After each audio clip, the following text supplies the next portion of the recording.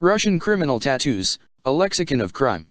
Russian criminal tattoos, a lexicon of crime is drawn from a remarkable archive comprising photographs and drawings of Russian criminal tattoos, collected by Damon Murray and Stephen Sorrell of the graphic design and publishing company Fuel. These tattoos were recorded for police use to further the understanding of the language of the markings and to act as an aid in the identification and apprehension of criminals in the field.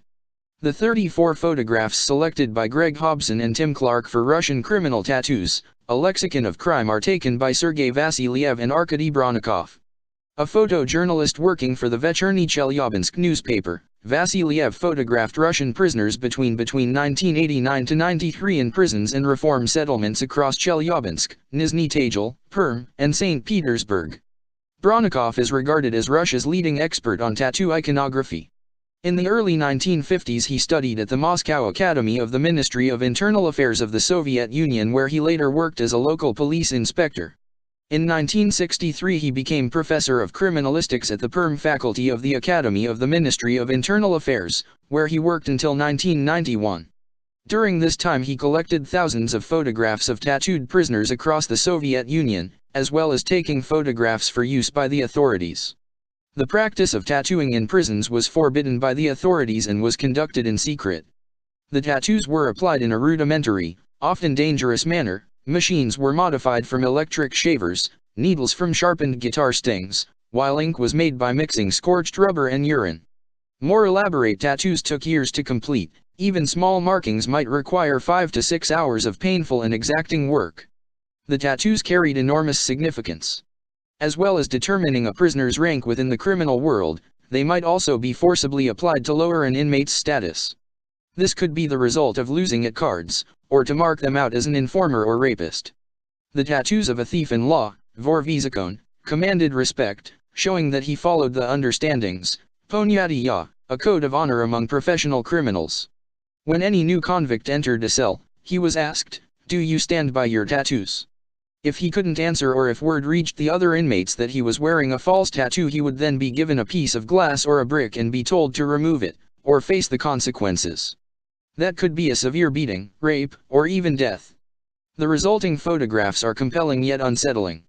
Their austere composition is at odds with the delicate artistry on the prisoners' bodies, whose apparent vulnerability before the camera belies the criminal horrors, hierarchies, and personal preferences revealed in the tattoo's secret codes.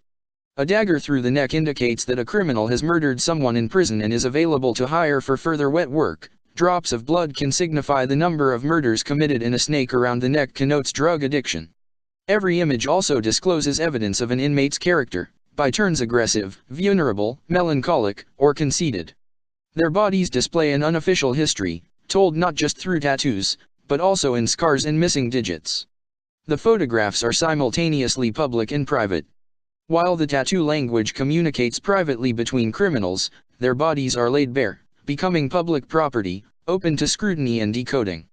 During the 20th century in the Soviet Union, Russian criminal and prison communities maintained a culture of using tattoos to indicate members' criminal career and ranking. Specifically among those imprisoned under the Gulag system of the Soviet era, the tattoos served to differentiate a criminal leader or thief in law from a political prisoner. The practice grew in the 1930s, peaking in the 1950s and declining in popularity in the 1970s and 1980s. Contents. Origins. The branding of criminals was practiced in Russia long before tattooing was customary, and was banned in 1863.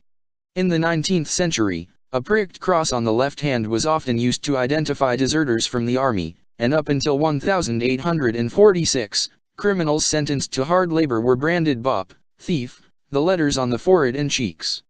Brands were also applied to the shoulder blade and the right forearm, in 3 categories: CK for solno katerzhny, hard labor convict, SP for solno poselnitz, hard labor deportee, and for begly, escapee.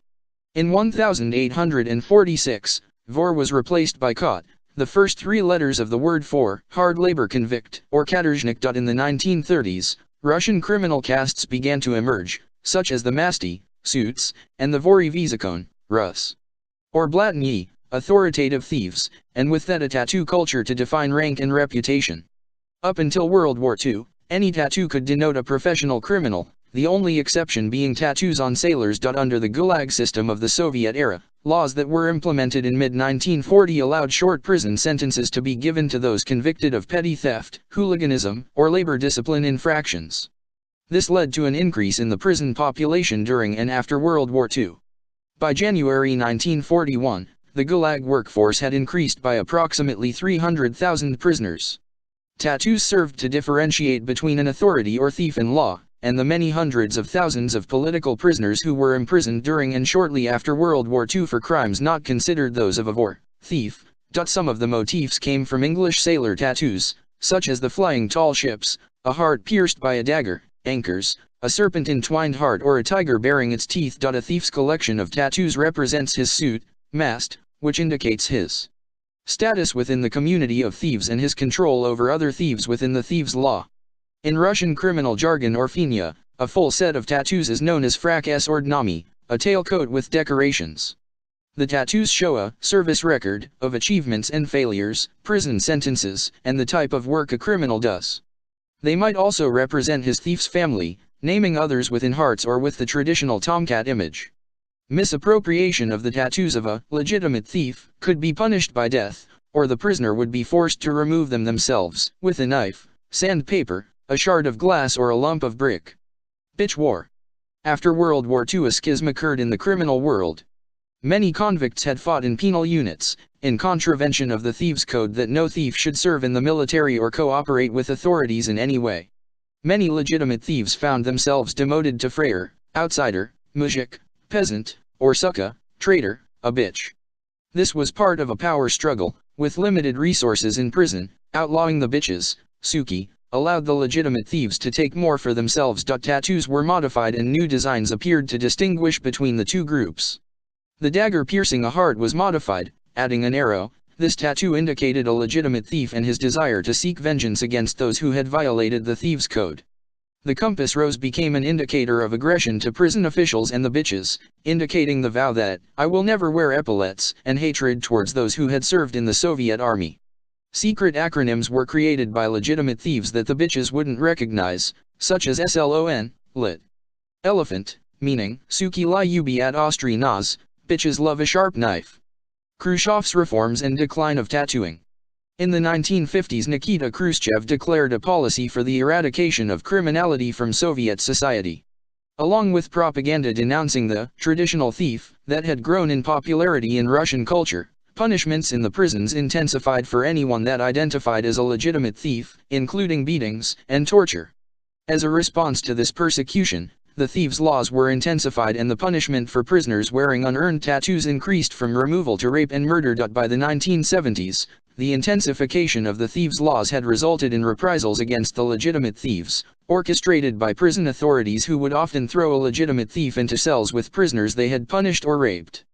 To reduce tensions, criminal leaders outlawed rites of passage and outlawed rape as a punishment. Fights between inmates were outlawed and conflicts were to be resolved through mediation by senior thieves. Additionally, a fashion for tattooing had spread through juvenile prisons, increasing the number of inmates with illegitimate tattoos. This ubiquity along with the reduction in violence meant that the criminal authorities stopped punishing unearned tattoos. In 1985, perestroika and the new increase in tattoo parlors made tattooing fashionable, and further diluted the status of tattoos as a solely criminal attribute. Application. The tattooists, or kolshchiki, prickers, were held in high regard. Tattoo needles can be referred to as peshna, ice pick, pchiolka, bee, shpura, spur, or shillo, sting, while the tattoo machine can be referred to as mashinka, little machine, or bor machina, dentist's drill, and the ink is referred to as either mazut, fuel oil, or grayes, dirt. The tattoos themselves were referred to as a reklama, advertising, regaka, regalia, kliamo, brand, or rispes, painting. Designs. Stars indicate an authority. On the shoulders or the knees, I kneel to no one. The 8-pointed star denotes rank as thief in law depending on where it is placed. Cat, traditional sign of a thief, often with a hat, from Puss in Boots. The abbreviation COT stands for native prison resident, or often the letters COT, cat, indicate a chronic prison inmate. Korenoy obitatal tiermi, Lenin or Stalin often tattooed on the chest, partly from a belief that a firing squad would never follow orders to shoot such an image. Orthodox Church indicates a thief, usually a chest tattoo, with the number of cupolas indicating the number of convictions. Sun's rays can be used to indicate number and length of sentences served. Skull indicates a murderer. Following the abolition of the death sentence for murder in 1947, the number of murders rose significantly, with an extra 10-year sentence being no deterrent to prisoners already sentenced to life. Cross. The traditional thieves' cross is usually tattooed on the chest.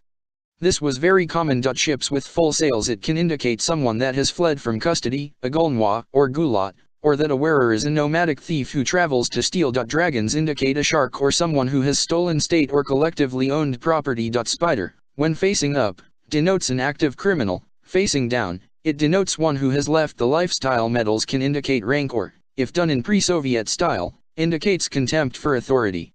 Eagle traditionally indicated a senior authority figure. If the eagle is carrying someone, it can indicate a rapist. Hooded executioner, a prisoner who has murdered a relative. Bells, these can indicate a long sentence with no chance of early release, a long sentence served without parole for being uncooperative to the authorities, or, if on the right shoulder, it can indicate a thief who stole from church. Images of the Madonna with Child, Saint Mary and the Infant Jesus Christ, mean prison is my home, and act as a talisman or signify a criminal lifestyle from a young age. Eyes when on the stomach indicate the owner is gay, or on the chest can indicate they are watching over you. On the buttocks can indicate a passive homosexual. A circle, done in the style of a finger ring, indicates an anarchist.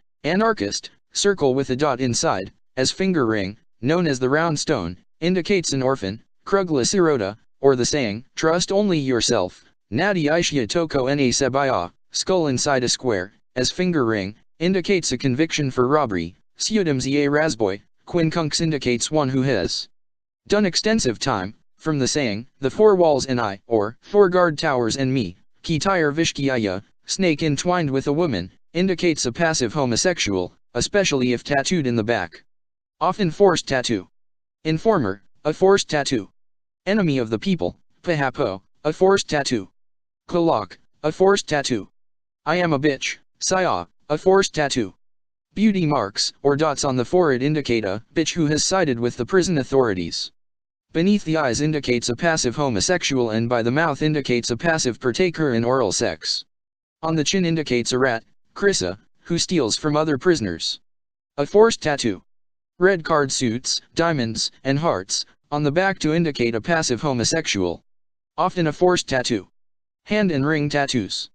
Tattoos on the hands and fingers were common, and for women, palm tattoos showing insults were popular in the 1940s and 50s. A church with 3 cupolas, eternal prisoner, applied to someone with at least 3 convictions. An eagle denotes an authoritative thief, or an escapee from a camp. The letters, omut, water hole, on the back of the hand indicate one from whom it is difficult to get away. Ot minya iti trudno, it's hard to get away from me. The letters, mir, world or peace, on the back of the hand denote one who will never be rehabilitated or re-educated. Minya is privat rastral, only execution will correct me. A heart indicates a despised thief with no status, convicted for rape. A winged arrow means a traveling thief. A crown indicates a criminal boss or authority. White cross on a black background, I've been through the crosses, indicating that they have served solitary confinement. Silhouettes of birds, love and cherish.